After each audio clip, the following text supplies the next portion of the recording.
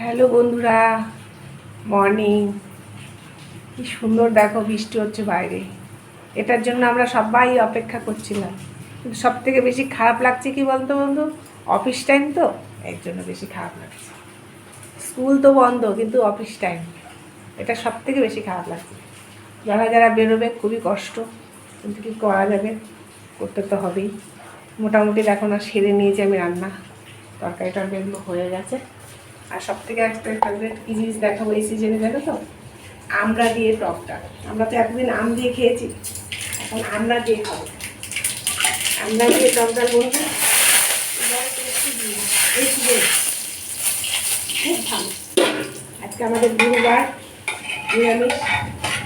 আমড়া দিয়ে টকটা হচ্ছে, বাকি সবজি টবজি হয়ে গেছে, রান্না আসতে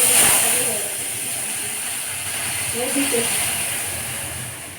খাবে তোমরা যারা যারা ভালোবাসো এই সিজনে। দারুণ একটা, কিচ্ছু না, শুধু একটু শুকনো লঙ্কা আর সর্ষে, দারুণ খাবার। মাছ মাংস তো আছেই দিন, কিন্তু আলু পোস্তের সাথেই খাও, আর কিছু কোনো পেঁপে পটল যাই হোক, যেই সবজিরই ডাল না হোক, শুকনো তরকারির সাথে পাপড়ি ভাজা আর এই ডাল, ব্যাস। অনেক ফেভারিট খাবার, খুব দারুণ জিনিস। কারা কারা পছন্দ করো খেয়ে আমাকে বলবে। ঠিক আছে বন্ধু, বাই।